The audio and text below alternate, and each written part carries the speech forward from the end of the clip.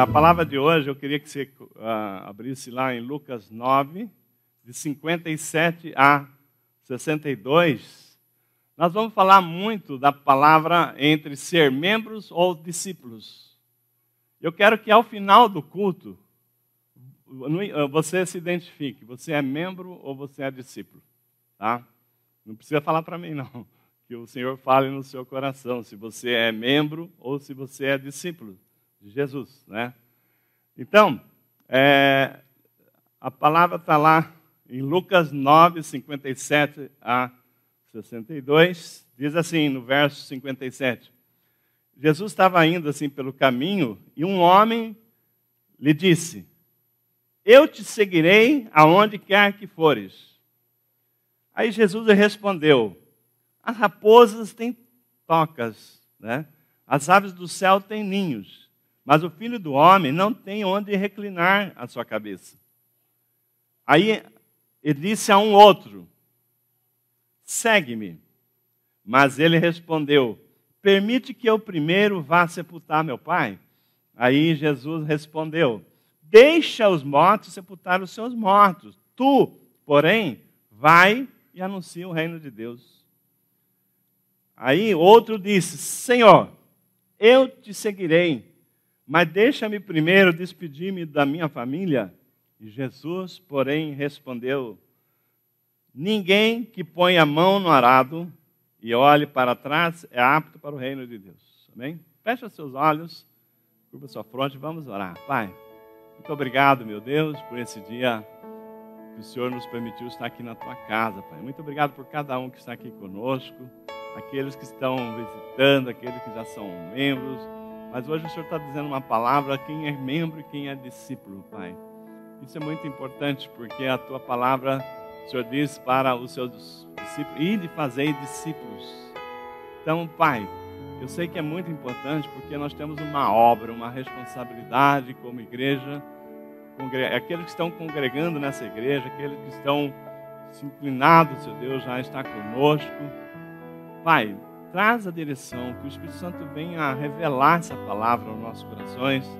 Nós tivemos aí momentos de muita alegria, celebramos palavras maravilhosas trazidas esse mês de maio, mas o Senhor, nesse primeiro culto de junho, o Senhor nos traz agora a começar a mostrar o teu propósito para cada um de nós, que o Senhor vê localizado aqui nessa igreja, aqueles que estão acompanhando pela internet, mas que se sente, Seu Deus, que faz parte também desse trabalho, desse ministério, mesmo distante, Pai. Fala ao coração, Pai.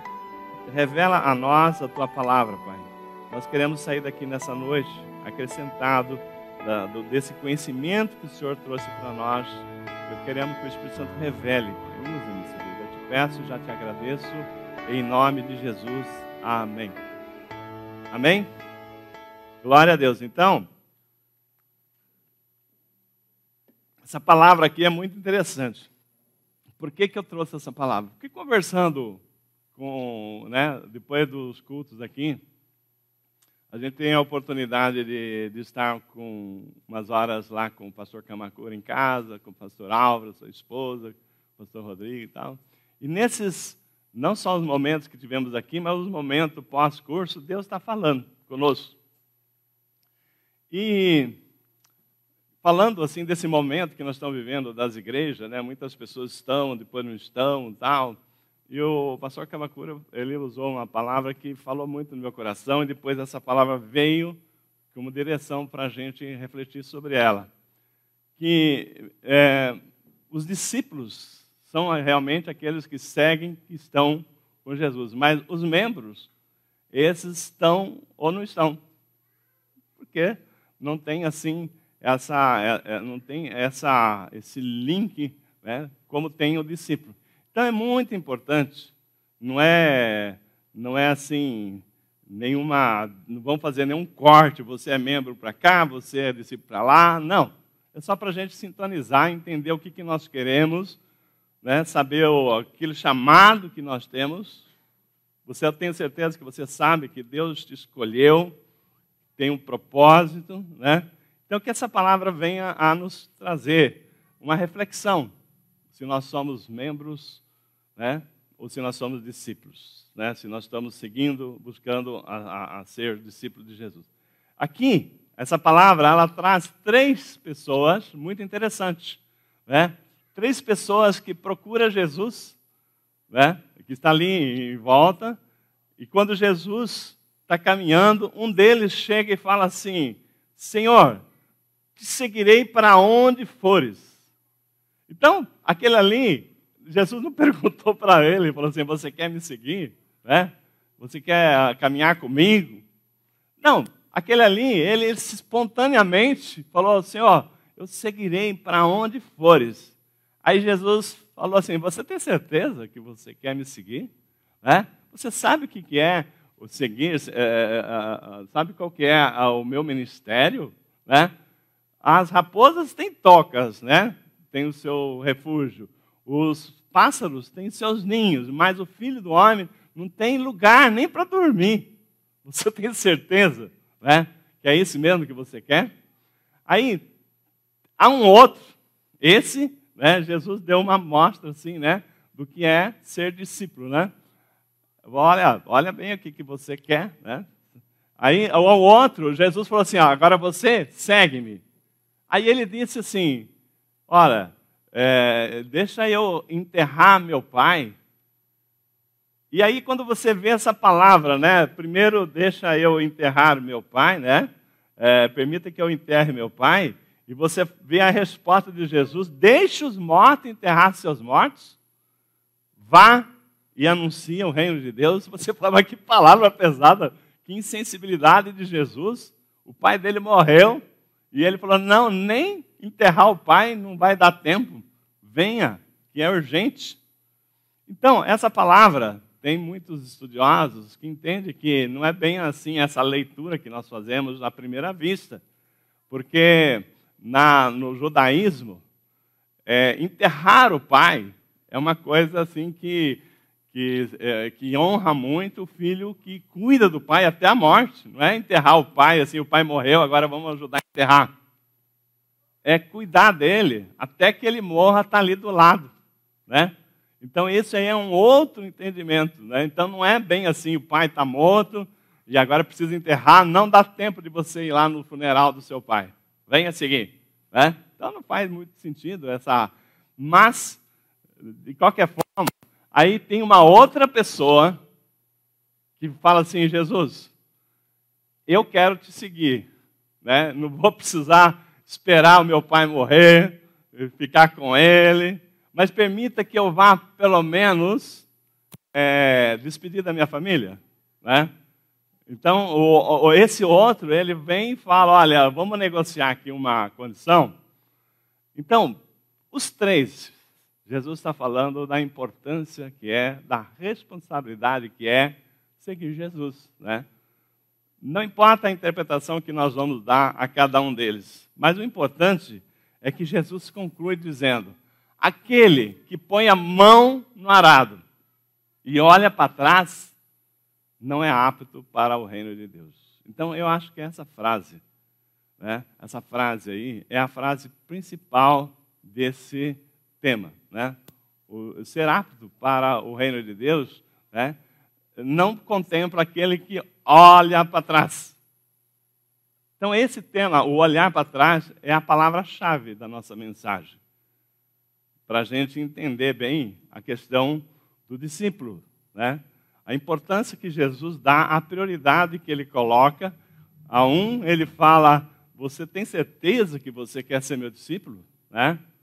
Ao outro, ele fala: segue. Ele fala que vai, deixa pelo menos enterrar meu pai. Ele falou assim: deixa os mortos enterrar os mortos. Ou seja, aquelas pessoas que não têm valor, não dá valor à questão espiritual, aqueles que não têm visão do reino, aquele que não tem visão da vida eterna. Falou assim: deixa eles enterrar os seus mortos, porque é para essas pessoas que ele está falando. Mas, para o terceiro, que conclui essa questão aqui, que fala assim: Senhor, eu te seguirei, mas deixa-me primeiro despedir-me da minha família. Jesus fala assim: aquele que põe a mão no arado, né? Pegou a mão no arado e olhar para trás não está apto para o reino de Deus. Então, essa é a palavra-chave que o Senhor colocou no coração para nós meditarmos aqui. Esse trabalho da nossa igreja, nisto, assim, é muito importante, porque a igreja não é o pastor, não é o louvor, não é a pessoa do som, mas é cada um de nós. Né? É cada um de nós ocupando a sua função com responsabilidade. Deus abençoa a igreja, né? Quando cada um de nós, a gente fica muito feliz de ver a responsabilidade das pessoas que têm compromisso, que venha, que faz renúncia dos seus tempos para poder que esse culto aconteça. Essa transmissão, por exemplo, né? Eu louvo a Deus pela vida do pastor João aí, da Lília, o pessoal do som aí. Quanta dedicação para que esse culto seja transmitido com qualidade. Ser transmitido é uma primeira questão, mas a gente quer transmitir com qualidade para que as pessoas possam assim ver e sentir também a unção desse culto, né, chegando com qualidade e tal, nas suas casas. Então, nós sabemos que Deus também usa muito, né? O nosso ministério tem, assim, né, com essa dedicação, eu creio que muitas pessoas serão tocadas ainda, serão alcançadas, né? Então, tudo que você faz com esmero, você está semeando e a colheita vem, né? Então, quando a gente fala em olhar para trás, que é a palavra-chave, né? Nós podemos relacionar isso com aquela pessoa que mudou de ideia ou que desistiu, né? Então, olhar para trás está relacionado com pessoas que mudou de ideia e desistiu, né? Quando nós falamos pôr a mão no arado, né? Então, o que é pôr a mão no arado? Não pode olhar para trás, porque exige uma atenção total. Aquele que põe a mão no arado não pode olhar para trás. É mais ou menos, eu vou explicar melhor ainda, mas é mais ou menos que você estivesse dirigindo um carro, um piloto de corrida, né, numa pista, em alta velocidade, ele não pode se dar ao luxo de olhar para trás. Não é verdade? Para isso tem retrovisor. Ele não pode tirar a atenção da estrada, da pista. Se ele tirar a atenção, ou como você vê mesmo no trânsito lento, a pessoa que tira a atenção para olhar o celular não bate o carro toda hora? Né? Não está vendo sempre acidente acontecer? Então, é mais ou menos que a pessoa olhar para trás. Pô, exatamente naquele minutinho que você olha para trás, o trânsito para e pum, lá vai o estrago, né? Então, a pessoa que nós estamos falando aqui, né, olhar para trás, não pode, porque a atenção, o motorista, ele tem que ter atenção inteira para frente, né, na estrada. O nosso irmão aqui, o deu um branco. Fala o nome dele. Cícero, olha só, deu um branco. O nosso irmão Cícero, ele é um profissional do volante. Meu pai também foi um profissional do volante durante quase a vida toda, né? Então, como é importante você estar numa estrada, você estar atento lá na estrada. Você não pode, de forma nenhuma, olhar para trás, né, no sentido de, olha, não, eu tirei a atenção. Então, eu me lembro, às vezes você tem dependendo da situação, você dirige sobre uma tensão tão grande que aquilo ali até te faz mal. Eu me lembro quando nós morávamos no Rio de Janeiro, né, há muitos anos atrás, e eu tinha vindo para São Paulo com a família, acho que para o interior, né? Na volta, descendo a serra que tem ali chegando no Rio, estava uma chuva, mas uma chuva tremenda, que você mal conseguia enxergar à frente. Naquela estrada, descendo a serra, você conseguia enxergar daqui na câmera, por aí, né? Então, eu ficava com o rosto praticamente grudado no para-brisa e preocupado se eu paro, tem um carro e bate, será que eu paro ou continuo? Então, a atenção sua é para frente. Então, aquele que põe a mão no arado, né, ele não pode olhar para trás. Ele não pode deixar de olhar para frente, ao que vem à frente. E eu uma vez, aqui há uns 4 anos atrás, por aí, 3 anos atrás, né, eu vinha vindo de Campinas, à noite, eram umas 11 horas da noite, a gente teve lá um encontro com os irmãos, aí, dorme aí, falei, não, de jeito nenhum, né, embora, que era umas 11h30 da noite, falei assim, tranquilo, 1 hora eu estou em casa. E, Bandeirantes, pista, né, super maravilhosa, eu estava ali, né, naquela velocidade normal que a rodovia permite, olhando atentamente o trânsito. À noite, você vê as luzinhas lá e tal, a vida... De repente, né, eu falei assim, caramba, aquela luz lá, como é que tá, né? Parece que está estranho. Irmãos, eu enxerguei, tinha um acidente à minha frente, há uma questão daqui no meio da avenida que eu enxerguei. Tinha um carro, tinha batido tão fortemente que o motor dele estava na minha pista, o motor do carro. E eu, daqui na metade da avenida ali, eu enxerguei, que eu consegui enxergar. E eu segurei. Né? Eu estava na velocidade da pista, né, que é 120, imagina você segurar o carro nessa distância, e por Deus mesmo que eu parei uma distância daqui na mesa do motor do carro. Né? Então, você, quando nós estamos falando aqui, aquele que põe a mão no arado, não pode olhar para trás, então você que é motorista, você vai entender um pouco disso aí. Porque o arado também tem essa importância, né? Porque Jesus não tinha naquela época um piloto de autopista para falar, dar o exemplo, né? Mas ele tinha os agricultores lá, as pessoas que aravam a terra. Então, nisto, a visão do discípulo, né, que põe a mão no arado, ela é essencial. Porque quando a gente fala aqui, né, na questão do arado, irmãos, o arado foi uma descoberta tremenda na agricultura.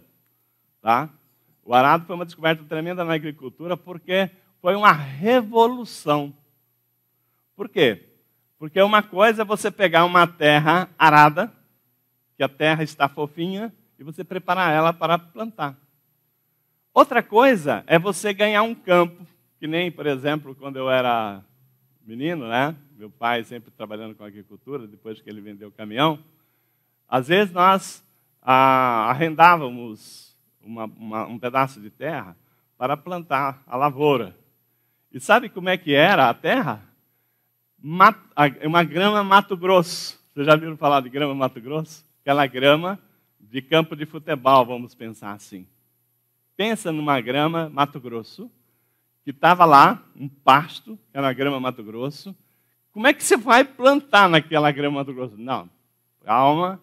Porque vem o arado, você tem que arar a terra, e o arar a terra, ele tomba, ele enfia, né, o arado ele entra por baixo da grama, um tanto assim, e pega toda a raiz, corta por baixo e vira ela. Então a grama estava aqui, e aqui embaixo as raízes cortadas e terra, e essa terra vira, agora a grama fica por baixo e a terra por cima. Aí depois você passa uma grade, né? Corta a grama para matar aquela grama e a terra já está pronta para receber a semente. Então, aquele campo que era Mato Grosso, uma grama, pensa um campo de futebol, transformar numa lavoura.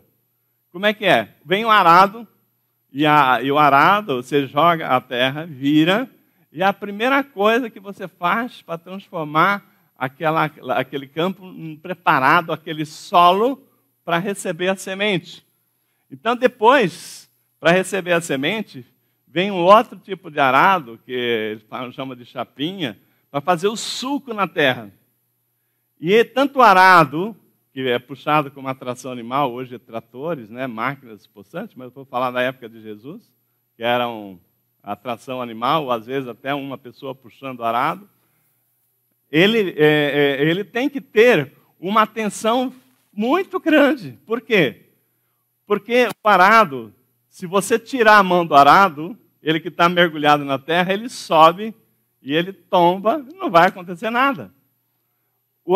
A pessoa que está pilotando o arado, como eu fiz isso muitas vezes, você tem que ficar atento, porque às vezes tem um toco na sua frente, e se você não desviar, você quebra o arado. Você normalmente, para plantar, você faz um sulco na terra E você depois você vem com a outra vez, você vai para lá e volta, né, medindo a distância para ficar uma fileira. Estou falando plantar amendoim, plantar milho, tal. Tem toda uma fileira que você tem que manter a distância para depois o animal passar entre as duas. E aquela simetria que tem entre uma leira e a outra, você só faz se você ficar de olho, né?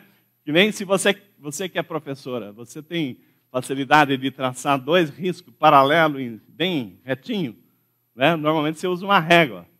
Mas se você já pensou, se você fosse fazer dois riscos sem olhar, como é que sairia? Um sairia para cá, outro sairia para lá e não vai sair a linha de paralelo. Então, por isso que o arado, que Jesus fala, aquele que põe a mão no arado, não pode olhar para trás, né? E largar, tirar a mão do arado, muito menos ainda. Então, por que está falando em arar? Porque o arar é o princípio. Se você receber um campo, tá? Deus, quando Ele nos deu essa igreja, Ele mostrou para nós um campo. Esse campo tem que ser preparado. Preparado para receber a semente. As palavras, são as pessoas recebendo as palavras. Então, nisto, né, quando a semente vem, né, você tem que estar com aquilo ali preparado para receber a semente. E depois tem a outra fase, que o discípulo ele não pode tirar a mão do arado, quer dizer, cuidar daquele cultivo. Ele tem que olhar o seguinte, depois que você tomba a terra, né, passa-se um tempo, nem toda a grama morre. Tem brotos que vêm. Tem as ervas daninhas, espinhos, né, carrapichos, né, as ervas daninhas que vêm. E você tem que ficar olhando, cuidando, porque senão depois o mato vem e abafa a plantação e aquela plantação morre. Não vai colher nada. Mas quando você faz a coisa da forma correta, que você tomba, cuida do cultivo, que você chega na época da colheita. Então a colheita é uma coisa muito prazerosa. Porque às vezes o agricultor, ele planta uma saca de semente, seja de milho, de feijão, de arroz, e ele colhe 30, 50, 60, 70. Eu lembro as colheitas de batatinhas que nós fazíamos também. Você planta aquelas batatinhas e tinha safra que dava 100 por 1. Olha que lindo. Então, irmãos, quando você tem um propósito, né, de Deus te dar um campo, né, e você põe a mão no arado, você tem que olhar para frente. O olhar para frente, eu citei aqui o seguir com aquele arado, mas eu estou falando também seguir com o processo até chegar na colheita. E o seguir em frente, você não pode abandonar porque o mato vem e cobre a cultura e mata aquela plantação. Você não pode deixar de colher na época certa, porque se você passar do tempo da colheita, o sol mata, a chuva mata, a colheita tem que ser no tempo certo. Por isso Jesus fala assim, olha lá, os campos estão brancos para colher, e cadê os ceifeiros? Está faltando ceifeiros. Porque se a colheita não for feita no tempo certo, aqueles frutos caem, estragam, né? Então, a colheita, né, o pôr a mão no arado, significa você começar um processo, você vê que toda aquela fase tem que estar cuidando, porque você não pode esquecer, falar assim, agora eu não vou cuidar mais, porque ela não vai sozinha, tá? Ela precisa da tua mão. E quando chega ao final daquele processo, aí é um momento de alegria, momento das colheitas, momento de você ver os frutos. É o momento que você celebra. Quem que não gosta de ver o seu trabalho, ver o fruto do seu trabalho, não é verdade? Quando você faz o seu trabalho, aquilo ali abençoou vidas, aquilo ali trouxe assim, uma alegria muito grande. O que você faz? Você terminou a colheita, você já está pensando no novo ciclo da nova produção que vai fazer, não é verdade? E você não para. Então, aquele que põe a mão no arado, ele não pode falar assim, agora não quero mais, porque aquele campo, Deus nos deu para fazer com que ele produzisse, que ele dê frutos. E cabe a nós fazermos tudo aquilo que exige Então, para isso, trazendo essa questão agora para o lado espiritual, o que impacta olhar para trás? Olhando do lado espiritual. Quando nós falamos em sermos discípulos, que você foi chamado para botar a mão no arado, e o arado, você entendeu agora que ele significa que você vai ser uma pessoa importante para que aquilo ali haja um processo, né, de transformação do ambiente daquela terra, uma preparação para o solo está preparado para receber uma semente, que você sabe que dali vai sair uma colheita e que vão haver outras colheitas, né? Então, quando nós estamos falando do campo, na parte espiritual, nós temos aqui uma avaliação de John Wesley, que é um grande avivalista inglês, muitos de vocês já leram sobre ele. Ele fala o seguinte, que a conversão, são duas fases, né? Ele fala duas frases assim, importantes, que a conversão é ter, né? É quando Deus tira o crente do mundo, tá? Então, quando a terra é tombada, você muda o cenário. O que era uma grama, Mato Grosso, agora virou uma terra preparada para receber a semente. O cenário é outro. Quando você vê uma terra, eu amava viajar, né, para Brasília toda semana, e eu ia vendo assim, né, as regiões, quando o avião estava chegando, as regiões que tinham a terra preparada, terras tombadas, né? Então você via quando era terra bruta, quando era terra preparada. E é uma coisa linda você vê assim num plano maior. Então, quando você fala assim do crente, né, da conversão do crente, a John Wesley fala o seguinte, que a conversão tira o crente do mundo, né? Que é quando a terra é tombada e o solo fica pronto para a semente. Então ele muda o ambiente. O crente ele estava num ambiente, agora ele está num outro ambiente. Um solo preparado para ser lançado a semente e germinar. A segunda fase é a santificação. E a santificação, John Wesley fala o seguinte, é quando Deus tira o mundo de dentro do crente. Então a primeira fase que a conversão, quando você aceitou Jesus, quando você resolveu seguir a Jesus, é uma primeira fase da sua vida que Deus tira você do mundo, muda o seu cenário. Você tinha uma visão de mundo, um desejo, umas vontades, aí de repente você passa a se afeiçoar pelas coisas espirituais. Aquilo, né, não era importante, mas de repente aquilo ali agora ganhou um outro sentido. Então, a conversão é quando Deus tira você do mundo. A terra é tombada, muda o cenário. E aí, a santificação, que é a segunda fase, né, que é a purificação, é quando Deus tira o mundo do crente, né? Então, nisto, possivelmente, você está na primeira, você está na segunda. Eu já aceitei Jesus, então você já passou a primeira fase, você já decidiu. Mas você está na fase que nós vamos ver o impacto de olhar para trás.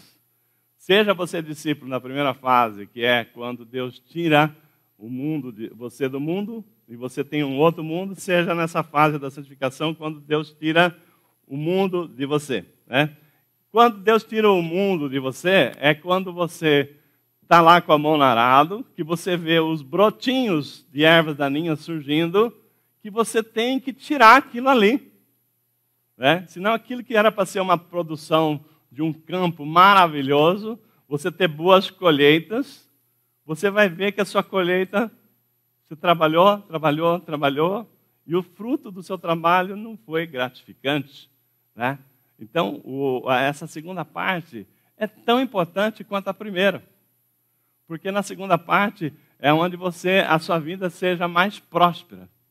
É quando você tira aquilo que é algum vínculo que vem da sua vida passada, que você, ao aceitar Jesus, ao aceitar um plano de ser discípulo, você não fez tudo que precisa ser feito. Então, mas não é problema não, porque é normal que depois da conversão haja a santificação, que é quando nós começamos a tirar os resquícios da vida antes de Cristo, antes de termos Jesus, né, como nosso Senhor. Então, aí eu queria colocar para vocês, né, dentro desse propósito aqui, que nós trouxemos até aqui, a história do jovem rico. Quando Jesus conta lá a história daquele jovem rico que aparece para ele e fala assim, né? O bom mestre, né? O que eu farei de bom para herdar a vida eterna? Aí Jesus fala assim, guarda os mandamentos. Aí ele pergunta assim para Jesus, quais? Ora, não matarás, não roubarás, honrará pai e mãe, né? Amará a Deus sobre todas as coisas, não adulterarás, né? Não darás falso testemunho. Aí Jesus citou os mandamentos, ele falou assim, mas tudo isso eu já faço. Ó, que bom, né? Que você já faz tudo isso. Então, o que me falta? Aí Jesus, né? Que Jesus, ele olhou para o jovem e ele já viu, né? O quão perto aquele jovem estava do reino de Deus, mas uma coisa faltava a ele. Jesus fala assim, ó, só lhe falta uma coisa. Vá, vende todos os seus bens. Não fica com dinheiro, não. Vender os bens, trocar os bens por dinheiro, não mudou nada, né? Vende todos os seus bens, doe aos pobres e terás um tesouro no céu. Jesus tinha visto dentro daquele jovem a avareza. Então esse era um dos resquícios que tinha. Ele conhecia todos os mandamentos. Ele honrava o pai, ele praticava isso desde jovem e tal, mas tinha uma coisa na vida dele, um vínculo da vida dele passada, que era uma coisa terrível. Tão terrível como se ele não amasse a Deus. Tão terrível como se ele não honrasse os pais. Tão terrível como se ele matasse, que era a avareza. Ô, pastor, mas por que a avareza é assim tão terrível, né? E aí, por quê? Porque ser rico não é problema nenhum. Né? Nós vemos lá em Timóteo, né, o mal do homem é o dinheiro, mas não é o amor ao dinheiro. Ter bens não é problema. O problema é quando o bem tem você. A avareza é isso. Né? Uma coisa é você ser rico, ter bens. Outra coisa é você ter avareza e os bens ter você. E para nós, Jesus, quando nós entregamos a nossa vida a Jesus, nós temos que nos entregar 100%. Quando uma parte de nós segue a outro Senhor, então não serve para Jesus. Então nós temos que ver aquilo que são vínculos que nós trazemos das nossas vidas, que nos afasta de Deus. Então, o que aconteceu? Né? O que aconteceu? Jesus, quando falou para ele assim, venda todos os seus bens, doe aos pobres e terás um rico tesouro no céu. Jesus amou aquele jovem, né? Porque Jesus viu que ele estava próximo do reino de Deus. Faltava só aquilo, só uma coisa lhe faltava. Mas o jovem ficou triste, segundo a palavra, né? Virou as costas e foi embora. Irmãos,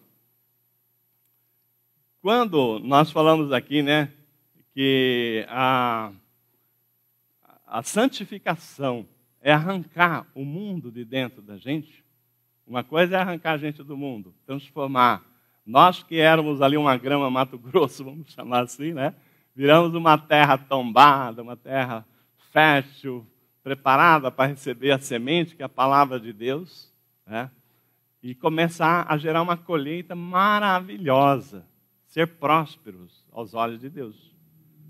Mas vem o processo seguinte, que é a questão da santificação. A santificação é aí que a coisa pega. É aí que aquela pessoa tinha tudo, mas uma coisa só faltava e ele não passou naquela prova que Jesus falou, vá. Então, nós estamos falando aqui que aquilo afastou o jovem de Deus. Aquilo afastou ele de tudo que Deus tinha preparado para ele. Né? Então, por quê? é como se você estivesse disputando o campeonato da sua vida. Né? Vou falar um pouquinho, falei de campo, agora vou falar um pouquinho do campo de futebol. Né? É como se você estivesse disputando o jogo, o campeonato da sua vida. Você está lá naquele jogo que você precisa ganhar. Só a vitória interessa. Né? E no último minuto do segundo tempo, o juiz apita um pênalti ao teu favor. Olha só. Né? Aquele jovem, né, estava no próximo, só uma coisa lhe faltava. Faltava fazer o gol, que é vencer aquilo que era uma coisa terrível na vida dele. Aí, Deus apita um pênalti a favor dele, chama ele para bater o pênalti, agora está ele e o gol. E ainda para ajudar mais, Jesus tira o goleiro. Ele venceu o diabo. O mal não pode, mas agora é só a vontade daquele jovem chutar a bola e fazer o gol da vida dele. Só isso. E ele fica triste e sai sem chutar a bola e fazer o gol da vida dele. Irmãos, não é isto que nós vemos. Não é isso que nós vemos quando tem coisas que estão ali, que são coisas que você sabe que aquilo é uma parte da sua vida que você ainda não entregou. Né? O jovem tinha essa avareza. A avareza, né? Se eu estou falando aqui, né? Nós podemos estar falando de uma outra situação. Então, nisto vem a santificação. Nisto, a gente fica preocupado, porque no Brasil tem 40 milhões de cristãos. Mas tem 40 milhões de desviados que pararam no meio do caminho, que olharam para trás, que não seguiram, que não fez o gol da vida dele, que é, Jesus fez tudo, falou assim, olha, não vai ser difícil fazer esse gol. Eu vou te colocar na frente, vou tirar o goleiro, é só você chutar. Por quê? A decisão era só dele, dispor das coisas que ele tinha e acreditar, né, em Deus, acreditar que o Senhor tinha coisas melhores.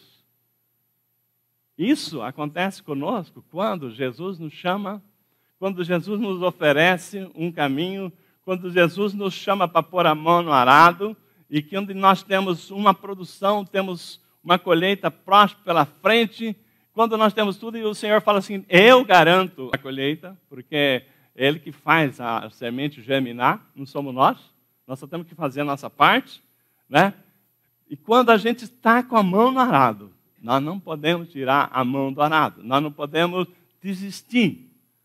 E 40 milhões de brasileiros desistiram, pararam.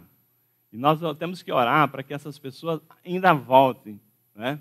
Porque se ele não passar, né, nessa prova, ele não vai ter chance. Porque nós precisamos, né? O Senhor chama, né?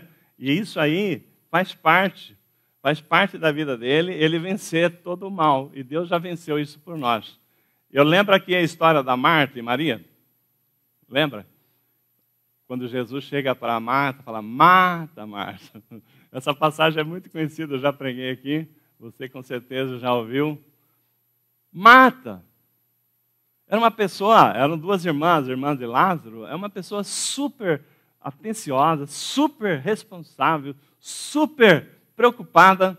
Jesus passou lá para jantar com os seus discípulos, na casa dela, e ela estava lá, corre para cá, corre para lá, corre para cá, preparando o jantar lá para Jesus, e a irmã dela, Maria, está lá, aquedada aos pés de Jesus.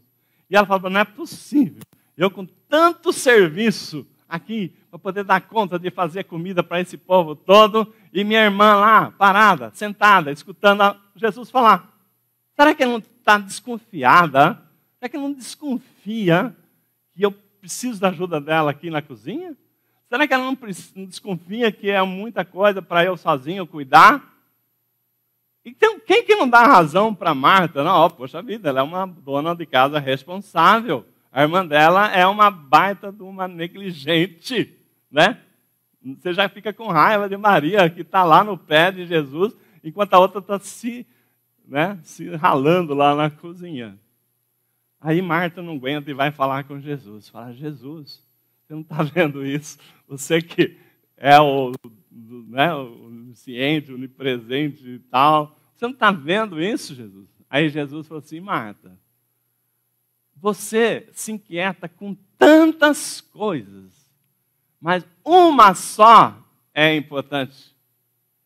E Maria escolheu a parte boa, e essa parte não será tirada dela.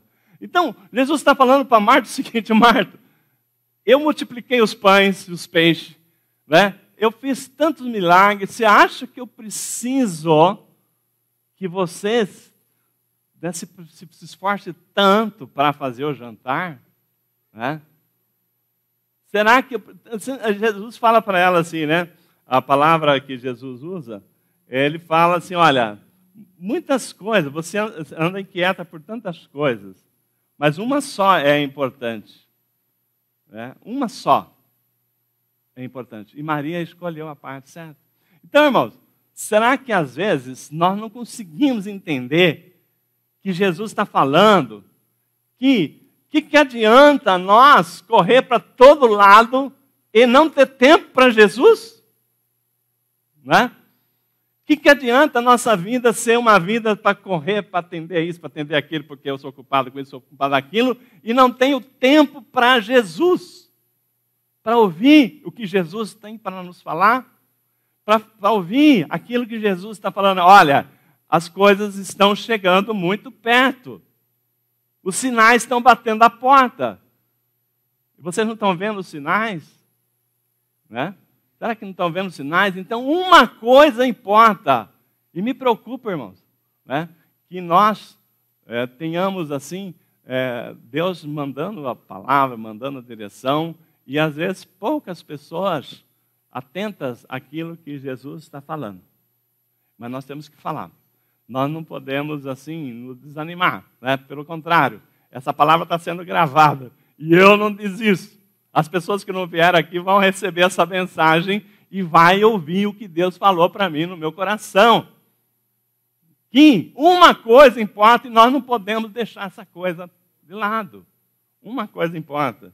Irmãos, quando nós estamos falando aqui, né, dessa palavra, nós estamos vendo aqui, né, que nós não podemos falar do evangelho de salvação. Presta atenção. Não podemos falar do evangelho de salvação sem falar da palavra renúncia, abnegação. Nós não podemos ter tudo, nós temos que escolher o que nós vamos trocar. E o jovem rico, né, trocou Jesus, a vida eterna, pelas riquezas. Só que ele não sabia, talvez não pensou, que amanhã, se ele morresse no dia seguinte, as riquezas iam para onde? Ficar. Para quem? Não sei. E para onde ele vai? Ele juntou tesouro no céu? Não. Né? Então, quando nós estamos falando nessa palavra, né, nós estamos vendo aqui essa situação, sem abrir mão de certos costumes, práticas que para nós é importante, nós não vamos ter a experiência com o Senhor. Nós não vamos ter a experiência de você poder ver a mão de Deus operando como Ele quer nos usar, nos abençoar, mas para quem confia nele, para quem entrega a sua vida para ele. Então, como nós falamos aqui, né? Então nós precisamos mudar a nossa forma de ver certas coisas, né? E Paulo, lá em Filipenses 3:7, ele fala assim, ó, mas o que para mim era lucro, isso considerei perda por causa de Cristo. Então, irmão, quando cai a ficha do evangelho na nossa vida, você vai chegar na conclusão que Paulo falou. Aquilo que para mim era lucro, ter muitos amigos, ter muitos isso, ter muito aquilo, eu percebi que não era lucro. É prejuízo. Porque aquilo que me afasta de Deus é prejuízo. Não que nós vamos só ter tempo para Deus, Deus quer que a gente se relacione com todos. Né? Você ter uma vida social para levar Cristo através da sua vida para as pessoas. Mas quando a sua vida é só as pessoas e não tem Deus, não tem prioridade na sua vida, então você não está fazendo aquilo que Paulo falou, mas que para mim era lucro, isto agora considerei perda por causa de Cristo, né? Então, muitas coisas eram prioridade na minha vida. Eu tenho certeza que muitas coisas eram prioridade na sua vida que hoje já não são mais. E quando você olha e entende isso, você começa a sentir que você já está com a mão no arado. Quando você começa a perceber o que é prioridade, né? E você entende como Paulo, olha, pode ter certeza que você já está com a mão no arado. Quando você começa a entender o que é prioridade, tá? O que é mais importante na sua vida, tá? Então, nisso aqui, agora, né, com Cristo, né, muitas coisas passam a ser de valor, né? Então, é um belo sinal que você já está com a mão no arado. E aquele que põe a mão no arado não deve largar do arado, olhar para trás, não deve abandonar o arado. Então, tem gente que sabe que para alcançar, né, nós temos que alcançar aquilo para qual nós fomos alcançados. Nós temos que crescer, né, no entendimento, e disso Deus está falando. Se você busca, Ele te dá o conhecimento, né? Nós temos aqui, tem gente que a bola está na marca do pênalti, né, como aquele jovem rico. A bola está na marca do pênalti para você fazer o gol, e Deus já falou para você o que é que você tem que é o seu gol.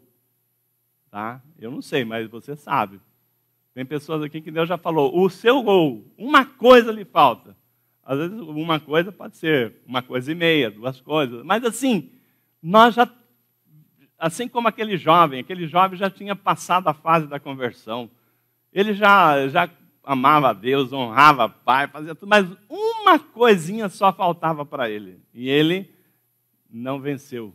Então, às vezes você já está nessa fase aí também, né, que uma coisinha só falta.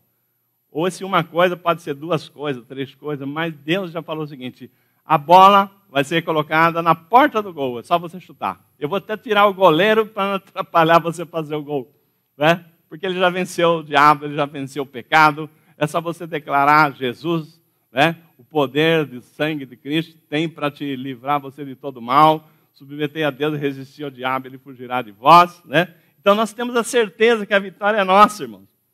Eu queria comentar aqui, né? Um filme Fogo contra Fogo. Tem uma história de um bandido famoso. É um filme parecido com a história, aquele filme do Chacal. Eu gosto de filme policial, de histórias assim, uma ação assim interessante. E esse filme Fogo contra Fogo tem uma história de um policial muito famoso, que ele tem lá um bandido muito famoso, que ninguém consegue pegá-lo. Por quê? Ele é esperto. Ele consegue apagar todos os rastros, não deixa pista, e ele se mistura na sociedade, que nem alguns políticos que nós temos aí, bandidos, né?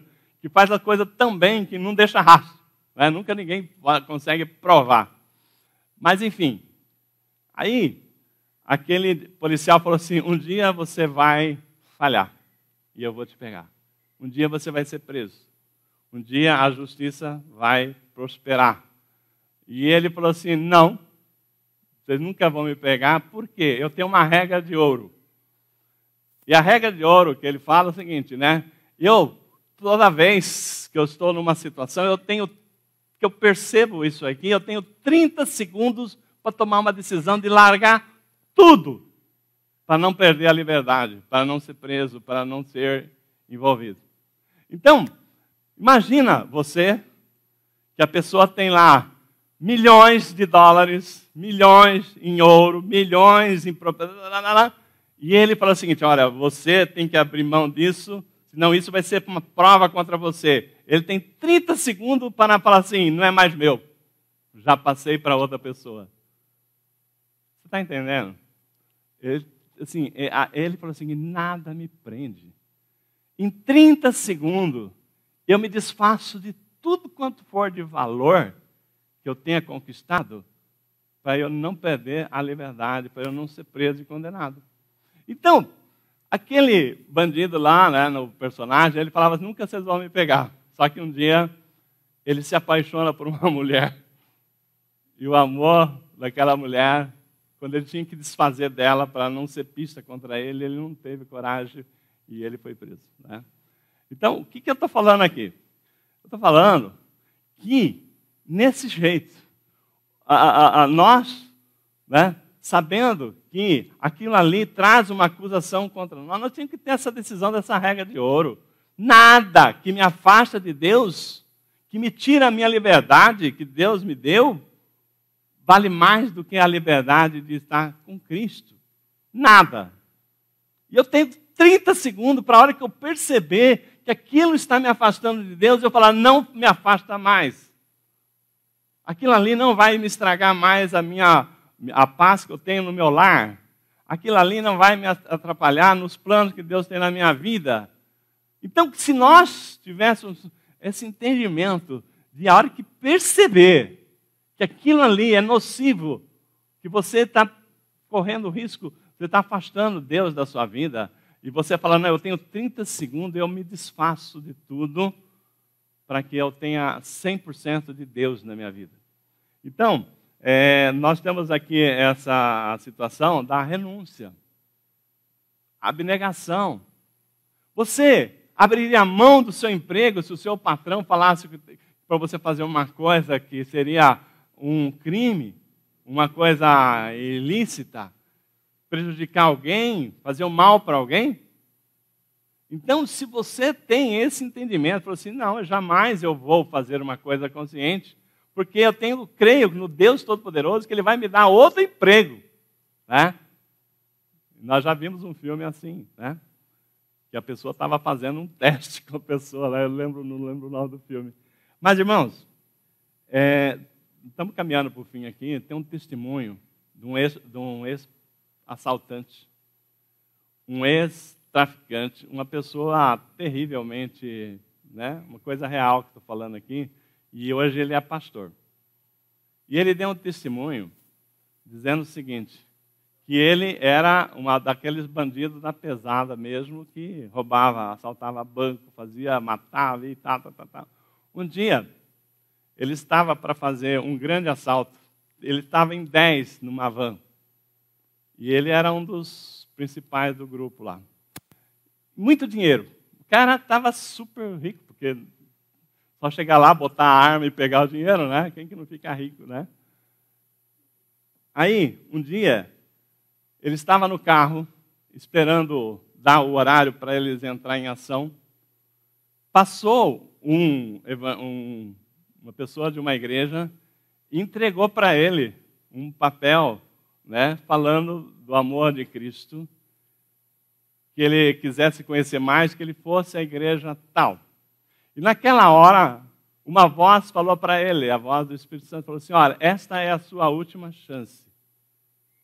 Você não terá outra oportunidade.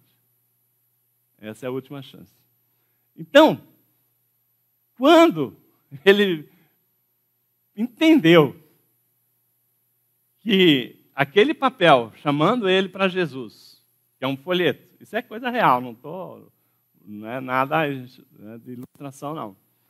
Quando ele entendeu que aquele era chamado para Jesus, né, ele deveria ir tal igreja, tal, e aquela voz falou assim, esta é a última chance que você tem. Né? Ele entendeu essa regra de ouro também que eles tinham. Não perca a oportunidade. Né? E aquilo ali foi fatal. Na mesma hora, ele tomou a decisão. Ele falou assim para os bandidos, colega dele, ó, estou fora, né? Estou fora, estou saindo. O que é isso? Não, vocês seguem aí. Então você vai perder a sua parte, pode ficar para vocês, tudo. Né? Estou fora. E saiu. Aí ele correu e alcançou lá a pessoa. E olha, onde é a sua igreja tal, né? Que era... O tempo que ele correu para alcançar aquela pessoa, que os caras começaram o assalto, ele soube logo depois que morreu todos os colegas dele naquele assalto. Morreram todos. Não sobrou um. E Deus falou para ele assim, essa é a sua chance. Né? E ele tomou a decisão na hora certa. Irmãos, a Bíblia fala lá em Marcos 13, 32, que a respeito daquele dia ou hora, ninguém sabe, nem os anjos do céu, nem os filhos, senão o Pai. Amém? Ninguém. Ninguém. Nós não sabemos o nosso dia, nós não sabemos a hora, nada que Deus nos chamará. Se vai subir a igreja, se vai sermos nós. Mas uma coisa nós sabemos, de que a hora que o Senhor chamar, esteja preparado. E a nossa função enquanto igreja é preparar, porque nós temos que estar pronto para qualquer hora, né? Não que a gente vai viver com medo, olha, né? Não, mas pronto. Tem gente que fala assim para mim, não, pastor, né? Eu já contei aqui, né? Por que você não põe um radar no seu carro que mostra quando tem radar na frente, né? Que ali apinta e tal. Eu falei assim, mas para quê? Não, para você não ser multado. Eu falei assim, não, mas eu ando na velocidade, então não preciso disso. Então, se nós buscarmos a servir a Deus com coração, né? Não tem problema aquilo que está por vir. 1 Coríntios 10, 11 fala o seguinte, né? Estas coisas que sobrevieram como exemplos foram escritas para advertência nossa. Aquilo que aconteceu com o que está no Velho Testamento, Paulo está falando aos Coríntios, que sobrevieram como exemplo e foram escritas para advertência nossa, de nós outros, sobre quem o fim do século tem chegado. Aquele, pois, que pensa estar em pé, veja que não caia. Então, quando nós falamos aqui na barreira, a segunda barreira, que é um ponto terrível, que nós não podemos esquecer disso, que fala da santificação, né? Que é quando o mundo é tirado de dentro da gente, né? E por isso tem tanto desviado. Nós temos que entender que existe um vínculo que nós trazemos da nossa vida, né, para dentro de nós. Lá em Lucas 17, 32, Jesus fala, lembram-se da mulher de Jó? Então Jesus fala lá, lembre-se da mulher de Jó, quem quiser preservar a sua vida, perdê-la-á, mas quem perder de fato salvará. Irmãos, só para a gente estar caminhando aqui para o encerramento, só para lembrar aqui, a mulher de Jó, desculpa, de Ló, troquei Jó por Ló. Ló, sobrinho de Abraão, né, que foi para Sodoma lá com a família, não devia ter ido, mas Abraão intercedeu e os anjos foram lá para salvar a família de Ló. A mulher de Ló, ela foi salva, porque o anjo chegou e falou, saiam daqui, se vocês não saírem agora, vocês vão morrer, porque nós vamos destruir toda essa cidade. E fujam para a montanha. Né? E tem uma outra coisa, não olhe para trás. Não olhe para trás. E, junto com a mulher de Ló, estava o seu marido e as suas filhas. Então, você, que tem a sua família, se Deus chegar e falar assim, sai desse lugar, né? E corre para lá, porque senão vai morrer todo mundo. Quem que você pensa? Pensa na minha família, não é verdade? Cadê meu marido? Cadê o Vitor? Né? Você entendeu? Cadê o Rocha? Cadê o Luiz? Você entendeu? Cada um vai ver o seu time ali, né? Está tudo comigo? Tá, então vamos embora. A mulher de Ló estava com seu marido e suas filhas. Ela não tinha mais que olhar para trás, não é verdade? Porque Deus falou o seguinte, ó, estou te tirando você e a sua família. Não olhe para trás. E por que ela olhou? Todo mundo sabe que ela olhou, né? Por que ela olhou para trás? Porque ela não queria deixar Sodoma para trás. Ela tinha tudo que ela, né, de bens dela, estava ali. Mas ela não queria, então ela não tinha tirado, né? Ela não tinha tirado o mal de dentro dela, porque o coração dela estava lá. Por isso que ela foi transformada, né, naquela estátua de sal. Então, quando você olha para a história do que Coríntios fala aqui, né? Olha o que aconteceu com o povo, né, lá no deserto. Olha o que aconteceu ali, olha o que aconteceu ali. Foi tudo para advertência nossa. Não foi por acaso que está escrito, não. Quando o povo perverteu-se, que Moisés subiu lá no morro, que eles fizeram um outro bezerro de ouro, que Deus ficou muito bravo. O que eles queriam? Eles queriam voltar a adorar ídolos, que eles não estavam muito afim de adorar a Deus, né? Eles queriam um novo capitão que levasse eles de volta para o Egito. Eles queriam, né, que houvesse, olha, porque lá no Egito. Então eles queriam tanto o Egito. Eles queriam tanto o Egito que eles morreram no deserto, todos eles, sem ter nunca ido para o Egito. Voltado para o Egito, não é verdade? Nenhum deles voltaram para o Egito. Mas por que então que Deus castigou eles? Porque eles não tiraram o Egito de dentro deles. Eles não voltaram para o Egito, mas nem precisaram, porque o coração deles estava com o Egito no coração. Então, quando nós não deixamos o mundo, né, não tiramos o mundo de dentro da gente, não deixa Deus tirar o mundo, né, que é o Egito, Deus está olhando. Então, por isso que nós temos que, essa questão, né, daquilo que nos afasta de Deus, daquilo que eventualmente, que não é prioridade, que Deus não é prioridade sobre aquilo, então nós temos que ficar muito atentos, né, porque aquilo ali pode nos fazer tirar a mão do arado. Aquilo ali pode nos fazer olhar para trás, como a mulher de Ló, né? E ela olhou para trás. Então, aquele que olha para trás não é apto para o reino de Deus. Então, o Senhor não nos deixa a opção para olhar para trás.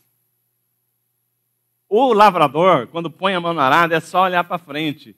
É preparar a terra, é lançar a semente, é fazer o cultivo, é pensar na lavoura, regozijar com o lucro, com a colheita, é pensar na nova plantação e continuar, e a vida vai prosperando, né? Então isso não é olhar, é sempre seguir em frente. Quando Deus nos chama, Ele começa a olhar, olha lá atrás. Quando Deus tirou o povo do Egito, Ele fez com que o Mar Vermelho abrisse para o povo passar a pés enxutos só de ida. Não tinha caminho de volta, não é verdade? Ninguém podia voltar. Era só ida. E logo atrás vinha o faraó e Deus fechou o mar e pronto. Quando foi para atravessar o rio Jordão, para assumir a terra prometida, também Deus parou o rio só para ida. Não tem volta. Então, na nossa vida espiritual, na nossa vida familiar, tudo que na nossa vida está ligado aos planos de Deus, é só ida, ida, ida. Não pode ter volta, não pode olhar para trás. Tá? E acreditar que lá na frente Deus preparou a nossa Canaã. Né? Os sonhos que você tem, acredite que está lá na frente.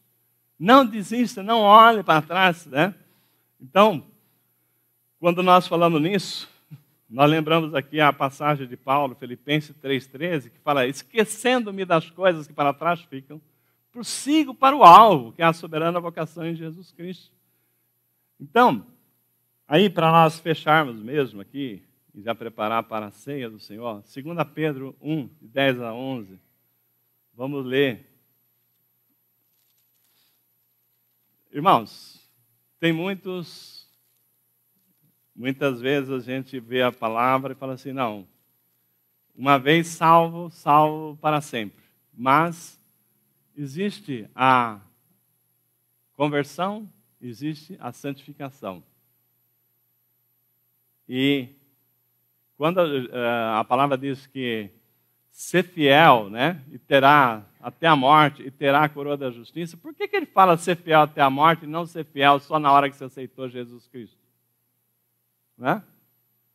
Então, 2 Pedro 1, de 10 a 11, eu queria que você entendesse o seguinte. Olha o que a palavra está dizendo. Portanto, irmãos, esforçai-vos cada vez mais por firmar vosso chamado e eleição. Vou repetir. Portanto, irmãos, esforçai-vos para firmar cada vez mais vosso chamado e eleição. Porque, fazendo isso, não tropeçará jamais. Então, se nós não nos esforçarmos em tirar aquilo que nos afasta de Deus, nós podemos estar igual aqueles que largaram a mão do arado e voltaram, e não sei, né? E nós temos que orar para que eles voltem a pôr a mão no arado. No verso 11 diz assim, pois assim vos será amplamente concedido a entrada no reino eterno do nosso Senhor e Salvador Jesus Cristo. Amém? Quem tem ouvido, ouça o que o Espírito Santo está falando aqui. Por isso que eu falei, essa palavra, fique atento, porque Deus está falando, olha, mês do aniversário, eu tenho um plano e eu preciso saber quem é que está comigo. Né? Aquele que põe a mão no arado e não olha para trás. Aquele que tem compromisso. Por que tem gente que fala assim, não sei, porque não quer compromisso? Porque eu prefiro não ter nenhum compromisso. Mas Deus está falando, você é importante. Né? Então, nessa palavra que o Senhor me deu, tá? E essa palavra para a gente refletir e avaliar se nós estamos com a mão no arado, se nós queremos ser só membro, né? Sem compromisso. Nós já vamos entrar na celebração da palavra, da ceia do Senhor, convidar o pastor João para estar vindo aqui celebrar a ceia. Jesus fala uma coisa lá, fazei isso em memória de mim. Quando Jesus, ele celebra a ceia, ele fala, fazei isso em memória de mim, que eu não voltarei, né, a tomar do cálice do vinho, até, né, ele não fará isso até que ele volte. Irmãos, Jesus não está preocupado que a gente esqueça que ele morreu por nós. Ele não está preocupado, fazer isso em memória de mim, para que vocês lembrem que eu morri naquela cruz que eu sofri. Não. Ele está falando o seguinte, olha para frente. Olha que aquilo que eu fiz por vocês é para conquistar a vida eterna. Não se esqueçam disso. Que tudo que eu fiz é para te dar a chave da vitória. É para colocar a bola na frente do gol e deixar só você chutar, até tirar o goleiro, que é o diabo. Que às vezes, né, a gente luta e sem saber que nós já temos a vitória. Então, Jesus não está preocupado que você venha esquecer o que ele fez na cruz, mas ele está nos chamando para pensar no preço que ele pagou para que ele nos desse uma vitória e a gente não deixa de chutar, né? Não deixa de nos livrar daquilo que nos afasta de Deus, daquilo que impede de Deus nos ter plenamente, né, aprovados para aquela hora, que ninguém sabe o dia nem a hora, o Senhor nos chamará. Tá? Então, naquela ceia, né, Jesus está preocupado com o seguinte, vai haver uma ceia, sim, lá no céu. E essa ceia, né, nessa ceia, os anjos vão estar servindo, o próprio Senhor vai estar nos servindo. E essa ceia nós queremos estar todos juntos, celebrando. Então, é para essa ceia no céu, a comunhão dos santos, é que o Senhor está falando assim, é para isso que eu te quero, que você esteja lá. E para você estar lá, você tem que levar a sério essa palavra que nós lemos aqui, né? Ficar atentos àquilo que nos afasta de Deus, não largar a mão do arado por nada, né? E pegar a mão no arado é saber fazer, eu sou parte disso, e eu quero que o Senhor veja, né, e me oriente, me capacite, mas eu quero fazer com que a minha lavoura dê muitos frutos. E quando ele fala lavoura dá muitos frutos, é a bênção na sua casa, na sua família, nos seus negócios, porque Deus não faz nada pela metade, amém? Então, fica mesmo sentado, eu quero orar, e já pedi para o pastor João já subir.